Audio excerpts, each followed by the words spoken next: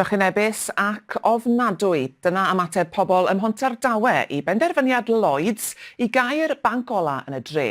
Mae'n golygu na fydd na'r un banc i wasanaethu Cwm Tawe, sy'n phoblogaeth o ryw 25,000 o bobl. O Pontardawe, dyma adroddiad Gareth Pennant.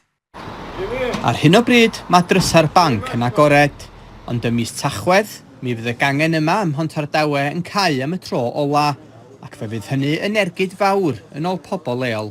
Mae'r gymuned wedi syfrdanu a wedi siomi a wedi tristau. Mae un gwleidydd lleol yn galw ar y banc i ail feddwl ac am gynnal cyfarfod cyhoeddus yr wythnos nesaf i drafod y mater.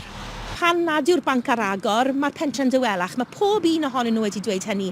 Nifer o'r busnesau yma hefyd, mond yn derbyn arian parod, ac maen nhw'n teimlo'n gryf iawn am hynny, ac ni'n gwybod bod yna resymau da am hynny, o ran sicrhau bod pawb yn cael mynediad at brynu gwasanaethau a nwyddau. Felly, ergyd yw masnach nhw, hefyd yn mynd i fod yn gostau uwch iddyn nhw. Mae yn mynd i dod ar galon mas o'r stryd fawr, sydd wedi bod yn ymladd mor hir i adfywio, ac mae yn mewn cyflwr arbennig o dda nawr. Felly mae e'n tanseilio hynny gyd.